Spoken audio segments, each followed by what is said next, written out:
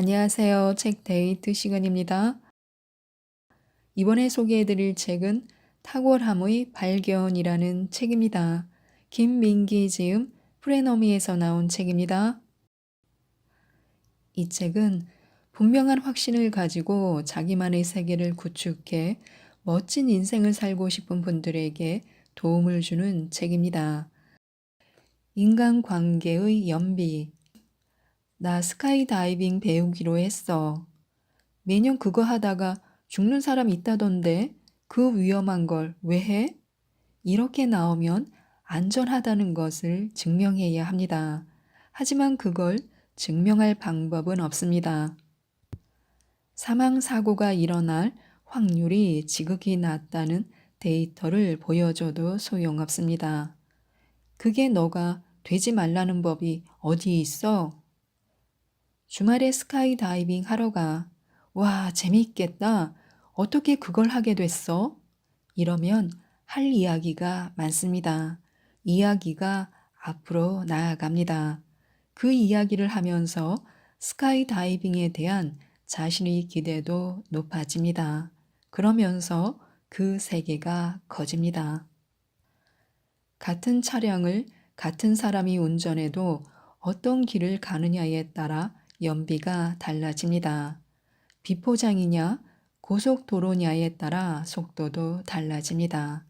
비포장은 주행에 집중하기보다 장애물에 더 많은 에너지를 쏟아야 합니다. 인간관계도 그렇습니다. 새로운 시도를 할 때 늘 부정적인 면을 먼저 보는 사람이 있습니다. 문제점을 발견하고 해결하기 위한 게 아닙니다. 그냥 사고의 습관이 그런 것입니다. 그게 무엇이든 새로운 시도를 하려면 기존의 인간관계에 대한 고민이 필요합니다. 새로운 일을 하려면 새로운 사람을 만나는 게 좋습니다. 자주 만나는 사람은 누구인가? 그들은 어떤 사람인가? 그들에 대해 어떻게 생각하든 비슷한 삶을 살 가능성이 높습니다. 특별히 주의하고 에너지를 쏟지 않는 이상 사람은 비슷한 사람을 만납니다. 그게 편하니까 안심도 됩니다. 이렇게 흘러가도 괜찮은 인생이겠다. 그렇다면 원하는 삶을 살고 있는 것입니다. 하지만 지금의 흐름과는 다른 삶의 흐름을 만들어내고 싶다면 주위 사람부터 바꿔야 합니다. 만나지 않던 사람을 의도적으로 찾아서 만나야 합니다. 게임을 좋아하는 친구를 만나면 게임을 하게 될 것이고, 술을 좋아하는 친구를 만나면 술을 마시게 될 것입니다.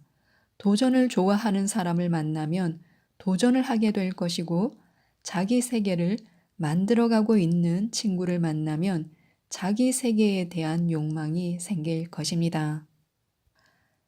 같은 산화작용이지만 쇠는 녹이 슬고 나무는 불이 됩니다.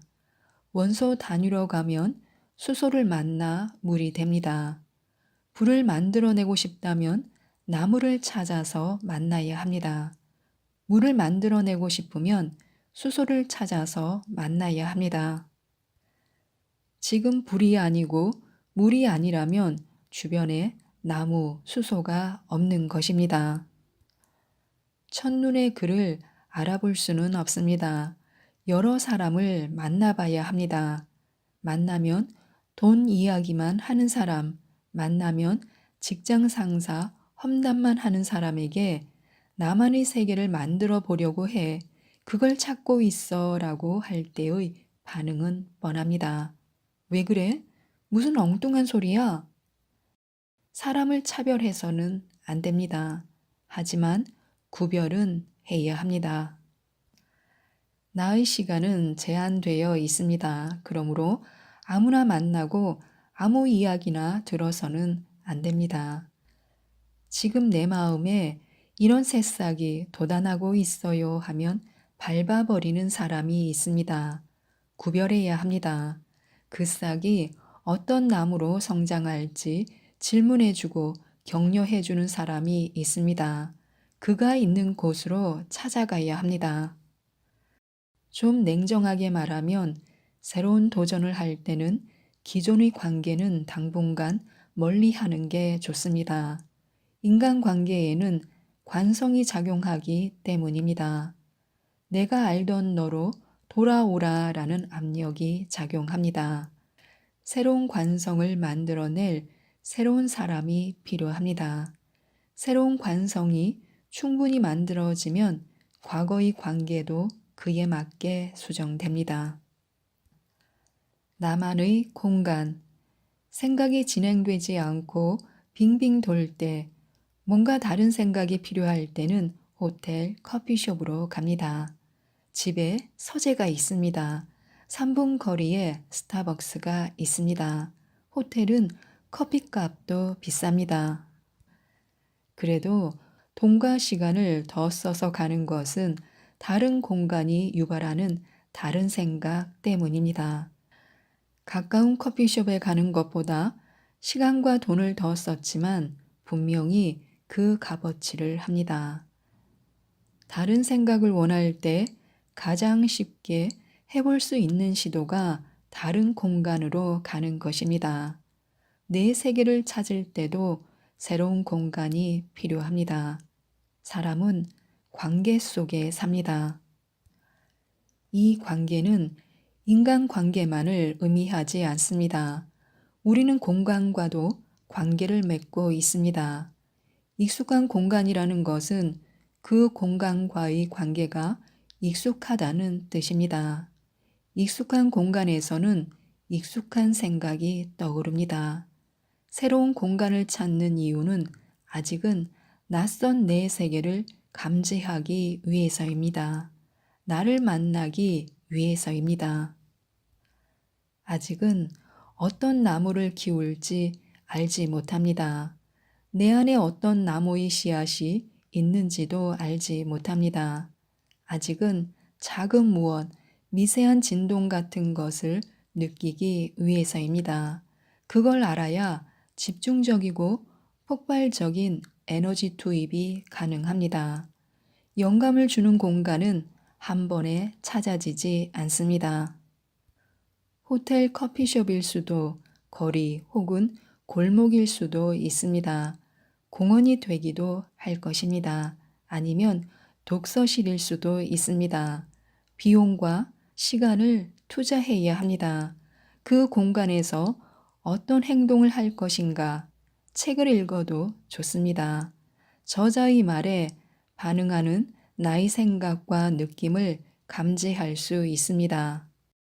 그렇다고 지금 당장 세상의 영토를 불도저로 밀어버릴 수는 없습니다.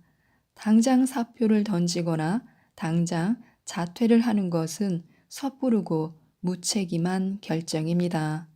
내 영토를 넓혀야 합니다. 그 영토가 세상을 압도할 만큼 넓어져야 합니다. 그 영토에서 뭔가를 만들어내고 그것을 세상에 던지는 것입니다. 뭔가 새로운 것을 만들어 세상에 내놓는 사람들은 이 과정을 거칩니다. 세상 안에서만 있는 사람은 새로운 것을 만들어내지 못합니다. 고립의 시간, 자기가 자기를 마주보는 시간, 자기 세계로 여행하는 시간을 통해 나만의 길을 발견하게 합니다. 한두 번으로는 안 됩니다. 매일 조금씩이라도 이 시간을 만들어내야 합니다. 무조건 이 시간을 만들어내야만 합니다. 거기서 발견된 무언가의 지식과 상상력을 투입하는 것입니다. 그런 시간이 축적되어야 새로운 일이 벌어집니다. 처음에는 어색합니다. 비효율적이기도 합니다. 하지만 매일 조금씩 조금씩 나만의 시공간에 에너지를 넣기 시작하면 그 안에서 엄청난 생산성이 만들어질 수 있습니다. 우리가 일상적으로 보내는 시간은 남들이 만든 기준 속의 세상일 가능성이 높습니다. 매일 조금씩이라도 진짜 나를 만나야 합니다. 그렇게 자기 세계를 넓히고 거기에 무언가를 채우고 그러면서도 자기 영토를 넓히는 일을 지속해야 합니다. 탁월함은 선택이다. 남보다 월등히 뛰어나다. 탁월의 사전적 정의입니다. 그래서 우리는 생각합니다. 탁월해지기 위해서는 남보다 뛰어난 재능이 있어야만 합니다. 그것만으로 부족합니다. 그 재능을 알아봐주고 길러줄 환경이 있어야 합니다. 여기에 오랜 시간의 훈련이 더해졌을 때 비로소 탁월해집니다. 그러므로 탁월함은 특별한 사람들만의 것이고 다수는 탁월해질 수 없습니다. 그러나 나는 누구나 탁월해질 수 있다고 생각합니다. 듣기 좋으라고 하는 소리가 아닙니다. 사실입니다. 지금 탁월하다고 평가받는 사람을 떠올려 보시기 바랍니다. 그 사람이 가진 명성과 부 그리고 성취만 보기 쉽습니다. 하지만 조금 더 깊이 생각해 보면 그의 위대함이 아니라 매 순간 고군분투하는 한 인간을 볼 수 있습니다. 그 사람의 10년 전 어느 날 아침을 상상해 보시기 바랍니다. 그날 아침 그는 어떤 선택을 했을까요? 장담컨대 어제보다 나은 오늘의 날을 선택했을 것입니다. 그 다음 날 역시 어제보다 나은 오늘의 날을 선택했을 것입니다. 그런 오늘의 선택이 그의 현재를 만들었습니다. 탁월함은 선택입니다. 그는 남보다 뛰어난 재능이 있었다. 그런 것이 나에게는 없다. 물론입니다. 몇몇 특별한 사람을 제외하고는 탁월한 재능을 타고나지 않습니다. 운동을 잘한다고 해도 주변 사람들에 비해 조금 잘하는 수준입니다. 노래를 아주 잘한다고 해도 그 동네에서 잘하는 수준입니다. 꼭꼭 숨어 있던 천부적 재능이 20세가 넘어서 30세가 넘어서 발현될 거라고 기대하기는 어렵습니다. 그러나 각자 누구보다 뛰어난 재능을 가지고 있습니다. 바로 자기 자신, 자신만의 취향, 자기만의 세계입니다. 나는 지금 인생에 대한 질문을 하고 있습니다. 돈을 얼마나 벌 수 있느냐, 몇 평짜리 아파트에 살 거냐라는 문제가 아닙니다. 나에게 주어진 삶이라는 재료를 어떻게 쓸 것인가를 묻고 있는 것입니다. 돈 때문에 하는 거 말고, 누가 하라니까 하는 거 말고, 남들도 다 하는 취미 수준의 일 말고 자신을 탐구하고 자기만의 세계를 만들어 나가는 일에 삶을 써야 한다는 것입니다. 돈과 에너지와 시간을 투입해 구축한 나의 세계에 대한 평가가 끝까지 안 좋을 수 있습니다. 그러나 그건 중요하지 않습니다. 내 인생에서 충분히 자유로웠다면 그것으로 충분합니다. 누구나 탁월해질 수 있습니다. 기준은 이미 탁월한 사람이 아니라 아직 시작하지 않은 제자리에 있는 당신입니다. 내 세계에서 과거의 나보다 잘할 여지는 언제나 있습니다. 오늘 시작하지 않으면 10년 후에도 그대로입니다. 죽을 때도 그대로입니다. 좋아하는 것을 찾아야 합니다. 그것만으로는 부족합니다. 돈이 안 되어도 계속해야 합니다. 여기에 오랜 시간의 즐거움과 나만의 해석이 더해졌을 때 비로소 탁월해집니다. 나만의 세계로 가버리면 절대적으로 탁월해집니다. 그러므로 탁월함은 도전입니다. 용기가 필요한 도전입니다. 탁월함은 우수함에 있는 것이 아니라 고유성에 존재합니다. 우수함은 비교될 수 있지만 고유성은 그대로 절대 가치를 가집니다. 이번에 소개해 드릴 책은 비상식적 성공 법칙이라는 책입니다.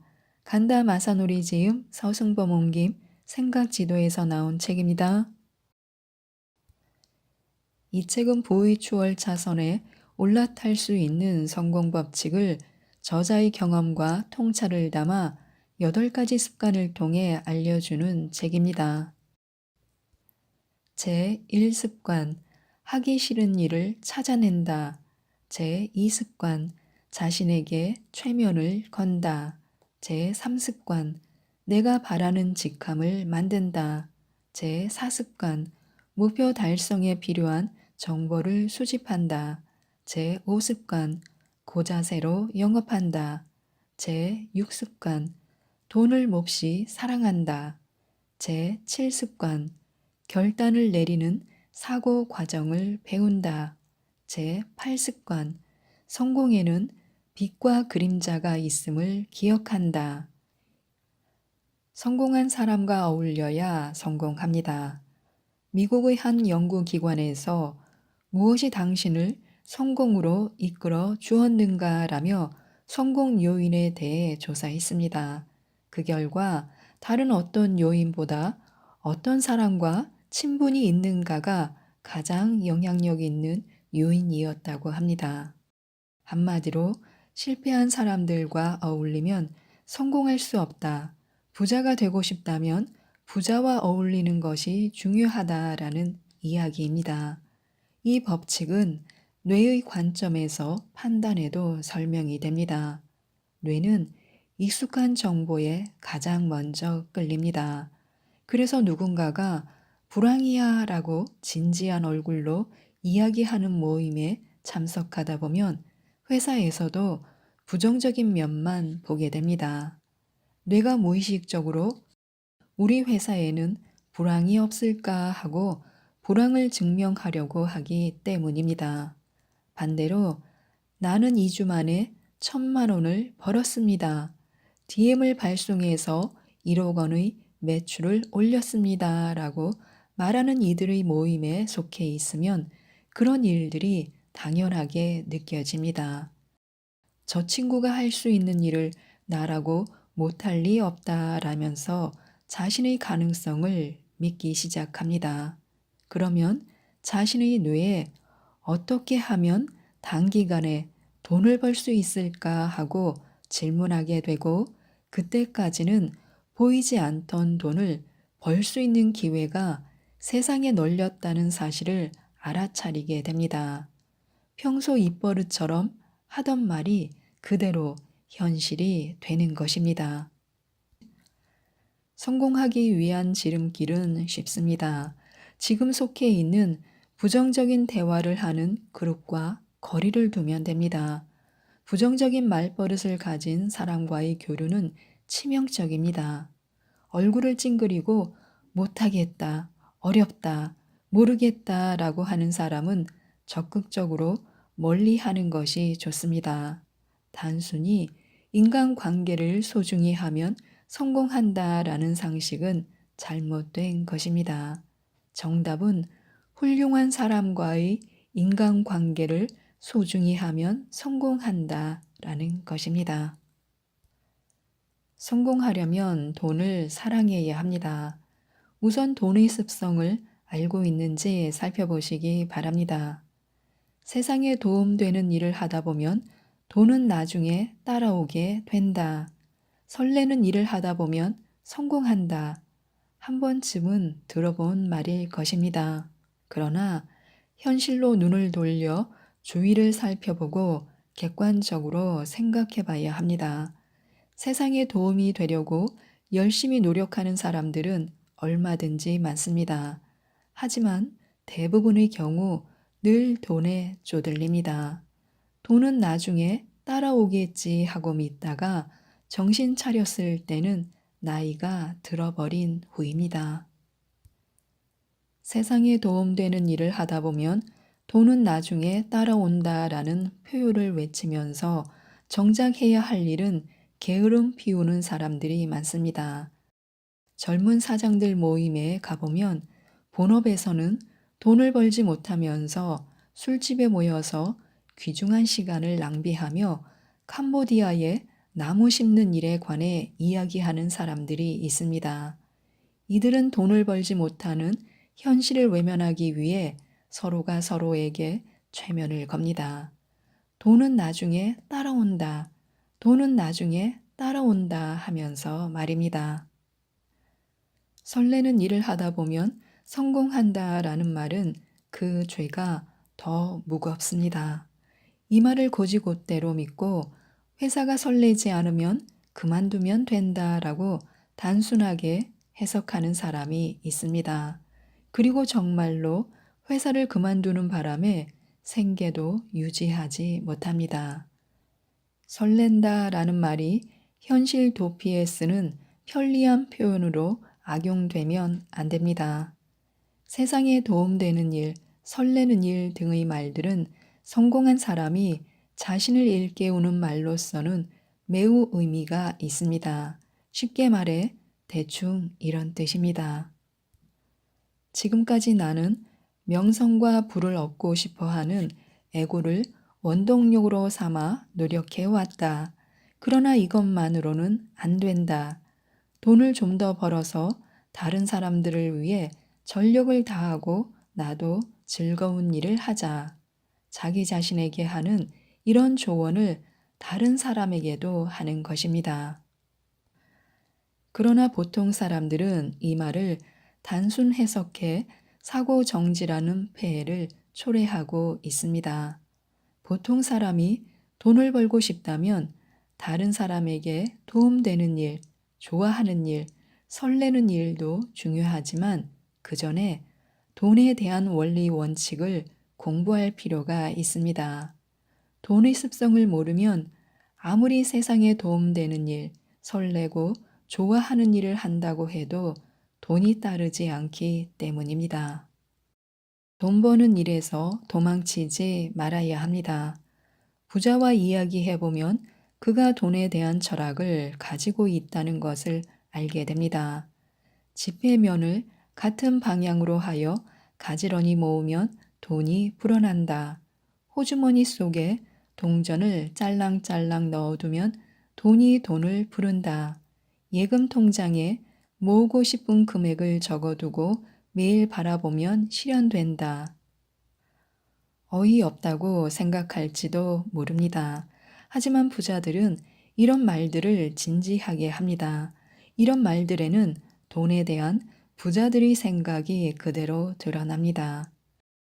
돈에 대한 부자들의 공통된 생각, 바로 돈을 좋아한다는 것입니다. 누군들 안 그러겠냐고 반문할지도 모릅니다. 하지만 좀 다릅니다. 보통 사람들은 돈으로 살 수 있는 것들을 좋아합니다. 예를 들면 자동차라든가 핸드백, 그리고 돈으로 얻어지는 지위나 자유 같은 것들입니다. 이에 반해 부자들은 돈 그 자체를 좋아합니다. 다시 말해 지폐 자체를 좋아하는 것입니다. 지폐에서 나는 냄새를 좋아하고 색깔을 좋아하고 디자인을 좋아합니다. 그야말로 돈을 열렬히 사랑하는 것입니다. 이것이 돈이 모이는 사람과 돈이 달아나는 사람의 큰 차이점입니다. 돈에 집착한다는 품위가 없고 천박하다. 돈에 집착하지 않는다는 마음이 맑고 깨끗하다. 일반적으로 사람들은 돈에 대해 이런 이미지를 갖고 있습니다. 그래서 돈 버는 일로 자신의 깨끗한 마음이 더럽혀지지 않을까 하는 두려움이 있습니다.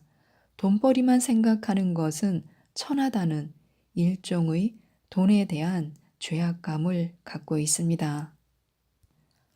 돈에 대해 두려움과 죄악감을 느낀다면 절대로 돈을 벌 수 없습니다. 돈을 벌기 시작하는 순간 자기 스스로 제동을 걸어버리기 때문입니다. 그래서 우리가 먼저 해야 할 일은 돈에 대한 근본적인 죄악감을 말끔히 씻어 없애는 것입니다. 자신의 손으로 돈을 버는 일은 지극히 고귀한 행위입니다. 하루라도 빨리 돈이 들어오는 흐름을 만들어야 합니다. 돈에 대한 죄악감을 없앴다면 다음에 할 일은 돈이 들어오는 흐름을 만드는 것입니다. 창업자에게 중요한 것은 1억 원을 버는 일이 아닙니다. 중요한 것은 벌어들인 액수가 아니라 돈의 흐름입니다. 지난달보다 이번 달 은행 잔고를 늘리는 것입니다. 단돈 1,000원이라도 좋으니까 돈이 들어오는 흐름을 만들어야 합니다. 나가는 흐름보다 들어오는 흐름을 더 많이 만들어야 합니다. 하루라도 빨리 만들지 않으면 안 됩니다.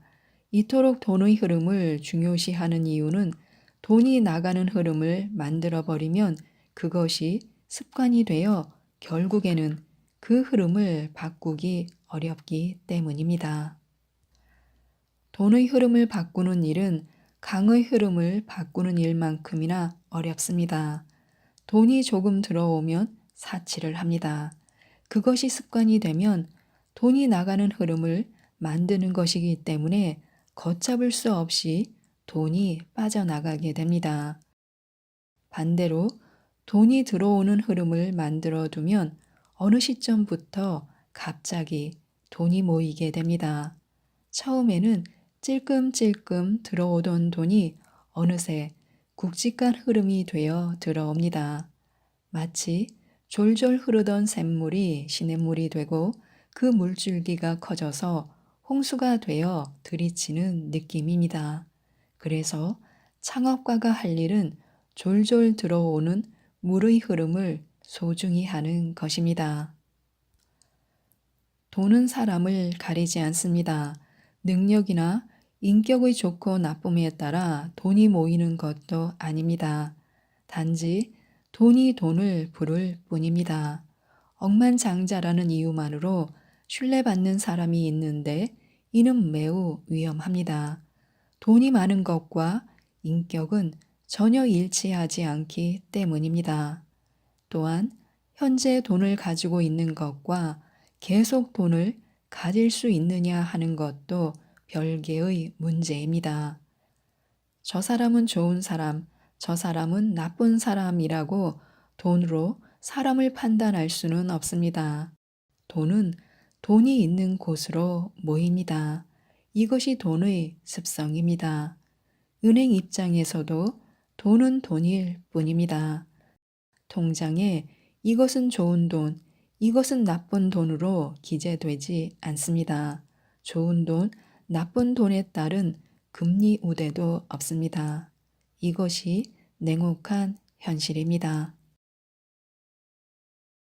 이번에 소개해드릴 책은 굿라이프라는 책입니다. 최인철 지음 21세기 북스에서 나온 책입니다. 이 책은 인생의 맥을 다시 한번 짚어보고 새로 다듬어서 균형 감각을 찾을 수 있도록 도움을 주는 책입니다. 인생을 재정비할 수 있도록 행복한 삶에 대해, 의미 있는 삶에 대해, 품격 있는 삶에 대해서 깊은 통찰력을 보여줍니다.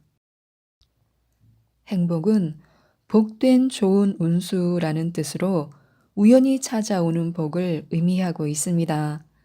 행복 경험의 본질 자체보다는 행복을 가져오는 사건들의 우연성과 예의성을 갖고 있습니다. 두 번째는 생활의 만족과 삶의 보람을 느끼는 흐뭇한 상태를 말합니다. 심리학자들이 주관적 안정감이라고 부르는 행복에 대한 정의와 일치하는데요. 행복해지기 위해서는 행복이라는 단 하나의 감정을 느껴야 하는 것이 아닙니다. 파나스 감정 목록에 있는 긍정 정서 10가지를 살펴보면요. 관심 있는, 신나는, 강인한, 열정적인, 자랑스러운, 정신이 맑게 깨어있는, 영감받은, 단호한, 집중하는, 활기찬이 제시되어 있습니다. 이런 긍정 정서를 경험하게 되었을 때 우리들은 행복하다는 감정을 갖게 됩니다. 따라서 우리를 기분 좋게 하는 다른 많은 긍정 정서를 경험하는 것이 좋습니다. 이처럼 행복한 감정 상태는 본질적으로 매우 다양하기 때문에요. 행복한 감정 상태를 실제로 측정하는 방법을 알고 나면 행복을 바라보는 관점이 매우 유연해집니다. 미술 작품을 보고 영감을 받는 것, 어떤 대상에 관심을 갖는 것, 지금 하고 있는 일에 마음을 집중하는 것 등이 모두 행복한 상태라는 것으로 행복은 이처럼 철저하게 일상적인 데 있습니다. 또 행복한 삶이란 관심 있는 것 하나쯤 가슴에 담고 사는 삶인데요. 나는 무언가에 관심이 있는가를 살펴서 그 관심 있는 것에 집중할 때 행복을 느낄 수 있습니다. 행복한 사람들의 삶의 기술 10가지를 기억해 두시는 것도 좋습니다. 1. 잘하는 일보다 좋아하는 일을 하는 것입니다. 2. 되어야 하는 나보다 되고 싶은 나를 보는 것입니다. 3. 비교하지 않습니다. 4. 돈의 힘보다 관계의 힘을 믿습니다. 5.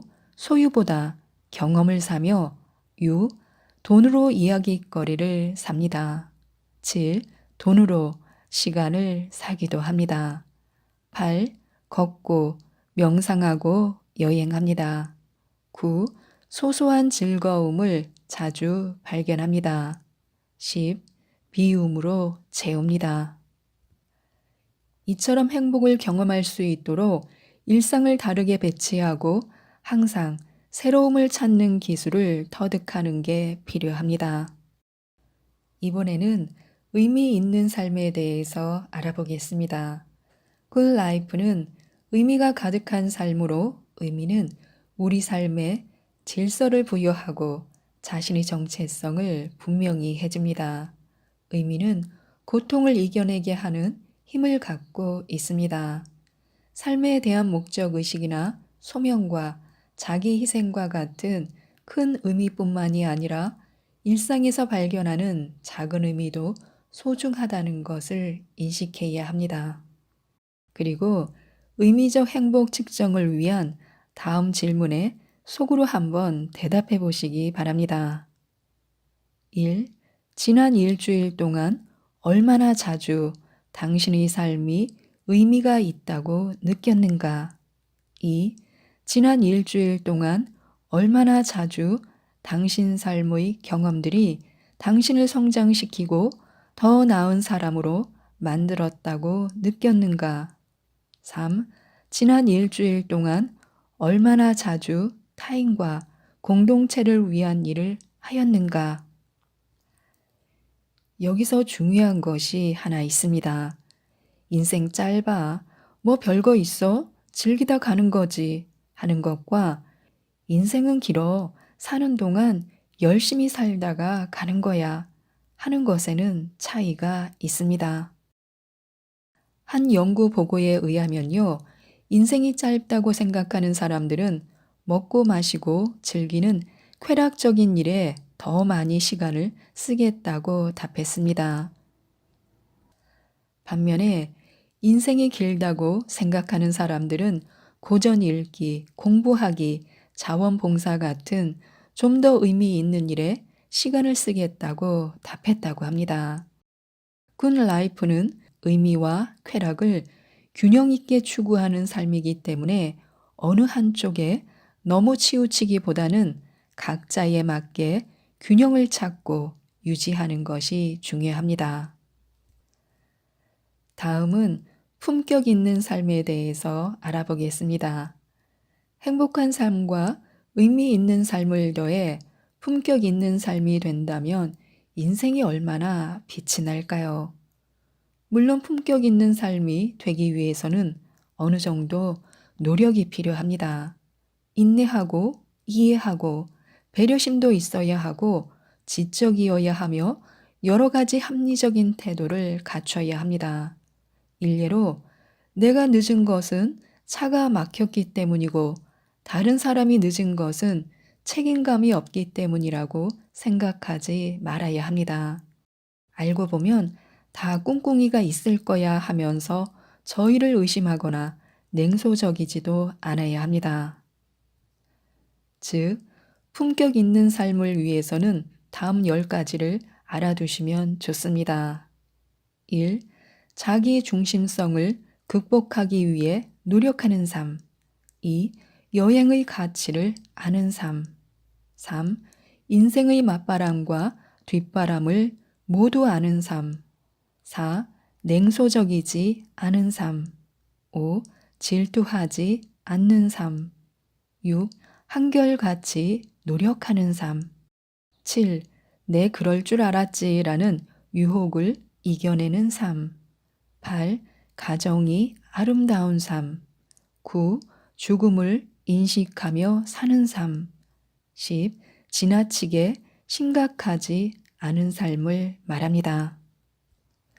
이 10가지 중에서 저는 자기 중심성을 극복하기 위해 노력하는 삶에서 많은 공감을 했습니다. 자기가 생각하는 바, 사는 영역, 환경을 벗어나기가 쉽지 않기 때문에요. 아무리 합리적이고 객관적인 것처럼 보여도 시각이 편중될 수밖에 없는데요. 관계의 지리적 편중과 의식의 편중을 극복하기 위해서는 만나는 사람과 삶의 공간을 바꿔야 합니다.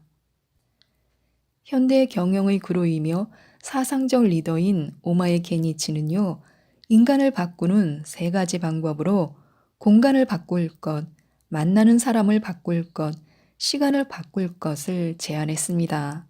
의도적으로 공간, 사람, 시간의 한계를 벗어나 보는 것도 좋을 것 같습니다. 지금까지 이 책에 대해서 말씀드렸는데요. 결국 좋은 삶, 굿 라이프가 되기 위해서는 좋은 것이 많은 삶을 의미합니다.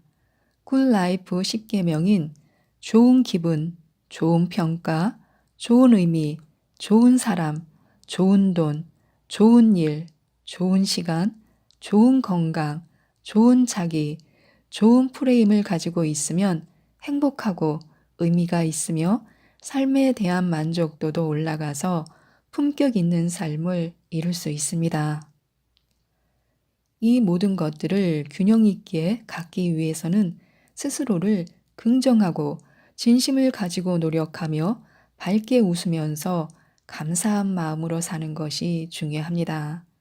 아무리 성공하고 잘 살고 목적한 바를 이루고 최고의 자리에 있다 해도 주변 사람들을 신뢰하지 못하고 그들과 친밀한 관계를 유지하지 못하고 배타적이고 베풀지 못한다면 의미가 없을 것입니다.